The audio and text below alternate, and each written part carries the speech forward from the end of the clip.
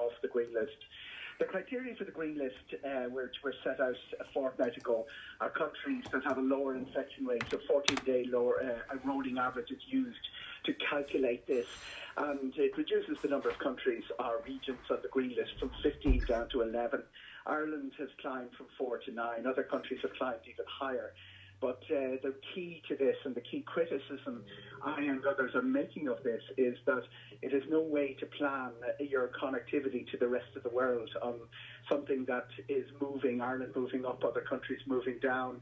And we should be doing something which is more in line with the European plan, which was put in place at the end of May. Now, you described this green list on another programme recently as a shambles. A shambles from day one. It does appear that it was just thrown out there to have something out there. Would you agree? You see, it wasn't that this had to be done quickly. May 20th, the European Union announced they were going to have a plan to reopen borders. It was formalised May 27th. It was June 15th, most countries moved to open their borders. Some of the most important ones, like Germany, were in there. They moved on June 19th. We were left alone with this blanket advice: do not travel anywhere in the world except Northern Ireland, and if you do, you have to quarantine, self-isolate when you return. It was crude, it was one size fits all, and it was heavily criticised by the aviation travel industries and the inbound tourism industry, who really couldn't go anywhere and say there's a chance that we'll be open. We have some sort of policy for reopening borders like other European countries have. When the list appeared, it had 15 countries. You were allowed to fly, arrive home from 15 countries without self-isolating, but 4 of them had no flights to Ireland and 2 of them didn't have airports. So what it looks like is that, having waited and stalled for a month, they decided just to produce a list for the sake of it, and it has no significance. This is really important. It has no significance to what actually is happening, because the Irish Airlines, led by Ryanair and Aer Lingus, have followed the European guidance on this, very clear European guidance from the European Centre of Disease Control and the European Air Safety Authority. It's not reckless. It's not saying, we're worried about our wallets, we want to start flying again. They followed that guidance, and while they were doing so, Irish people started flying again. We will have, Shannon was down to 1 flight and down to 0 flights at one stage. It's now back up to 10. Cork is back up to 12. Dublin will have 112 flights today in each direction. So the Irish people are travelling. The world is travelling to Ireland, while the government is sitting in a room working out a green list, which has no relevance to what's actually happening out there. And more importantly, it sends an official message out. We are closed for business. Ireland doesn't have an opening date. Countries that have had much bigger coronavirus crises have said, we're going to be open by a certain date, we're going to do this, we're working on it, we're marking out our beaches. They're all realising that in today's connected world, pulling up the drawbridge and keeping it up isn't enough, and only 3% of our trading with the rest of the world is done with the green list countries, mainly Italy. If you took Italy out of it, it would be tiny.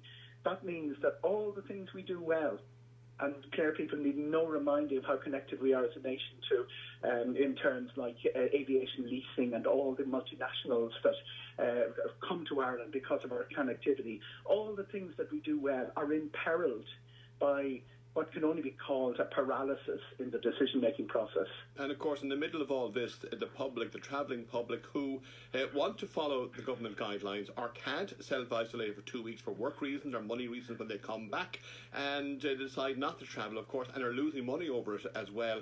But do you think that Shannon Airport could, not Shannon Airport as such, but Aer Lingus could operate from Shannon Airport as it is and provide some connectivity where people can go safely and conduct their business? Ryanair are operating from Shannon quite successfully. The Ryanair reported 72% load factor across the network, and they have opened most of the 10 routes. Aer Lingus, not to criticise them on this, they've been disproportionately hit by the government's position, to the extent that they've cancelled the flights that they were talking about reopening, and they're left in this situation where they're not government owned anymore. They're not the state carrier, but they're as feisty about reopening connectivity as Ryanair is, who are prepared to confront the government more often and more combatively than Aer Lingus would. But where Shannon sits in all of this is really, really, really important, that the policy is disproportionately hurting Shannon and the other regional airports, because the least profitable routes are the ones that would be first to be culled. If we don't get our connectivity, if we don't get the wheels of the economy going, and aviation is the oil and the wheels of the economy, that's expressed to the committee, the Oireachtas committee chaired by Michael McNamara last week. Mm-hmm. If we don't get our connectivity going, it's the regional airports will be the slowest to recover, and some of them their entire business model will be put under pressure. I'm not being alarmist about this. There's no question of us reducing the connectivity from Eddie Wilson and Sean Doyle last week at Michael McNamara's committee talked about the long-term damage this has done. But the big decisions are being made in October and again in March. It's really, really difficult for somewhere like Shannon Airport to go back to Toronto. They had that very hard-won route from Air Canada, and say, we can get you this up and working again when we have a government policy which is basically so adverse to reconnecting Ireland with the world that it looks like we're not welcoming people. And every other country in the world and all across Europe, people have made huge sacrifices. And what we've seen is the likes of Mike Ryan from Sligo, the highly ranked in the World Health Organization, repeating again and again at conferences that the way this virus is working is when you have it under pressure, it dies back. When you release the pressure, it starts moving again. We've seen it. But it's localized spikes across Europe. And if we are going to be sophisticated in our response, rather than that shambles, that craggy island response to saying, these are the only countries we're allowing people in from, we would pick out where the problems are and reduce our connectivity and do the testing from those regions, rather than running around with our hands on the ears saying, stop travelling, nobody's allowed to travel. And how is it then, Eoghan, that in government buildings no one has had the cop on to realise that probably the safest place to travel would be the Canary Islands? And why aren't they opened up? The reason in government buildings this decision is being made is quite clear. NFET, or as they call themselves now, NFET, the artist formerly known as NFET, yeah. They have the ear of the government. They're doing, and nobody can criticise them for it, because they would be criticising them if they weren't doing this. They're saying, we've got to get this down to zero, and down to zero means eliminating all risk. And all risk will include travel, especially as travel reopens. Imported cases are going to arise. They've arisen in Ireland, but we saw the countries they arose from. They arose from Bangladesh, from Pakistan, from Iraq. They're returning, not to citizens, but returning residents. We've seen that happen all over Europe. But everybody watching the reopening of aviation is very nervous about it, very jumpy.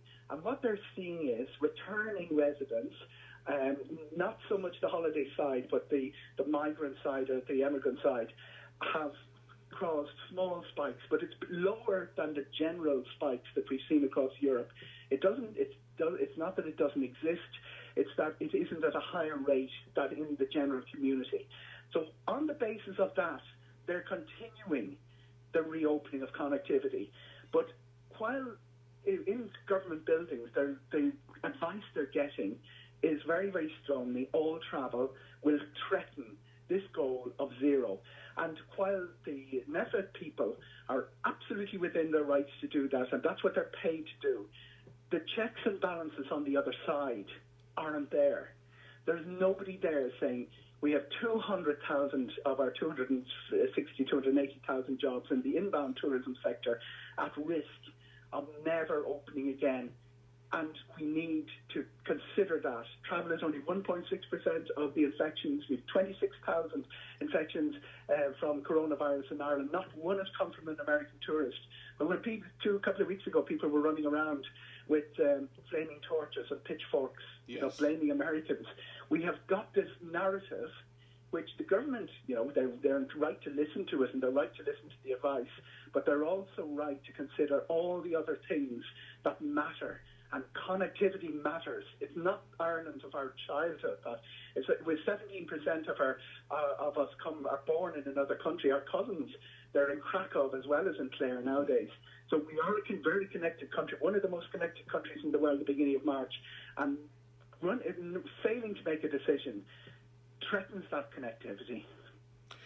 Very finally then, on the issue of, and I'm sure you heard the same thing, there's talks of possibly enforcing random testing for COVID-19 at airports. It seems a bit late in the day to be doing this, but is this a possibility and could it be a reality? Yeah, the random checks didn't just, they thought that they were looking at it for that length. There's two problems with it. The cost is a problem. It's around, it can vary, it can be up to nearly €200. And the second problem is confidence.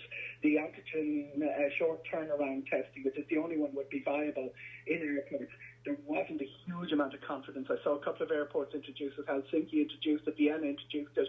Arriving in Reykjavik, you get antigen tests, but they're not entirely sure how accurate they are, and the cost versus the what your level of accuracy became an issue.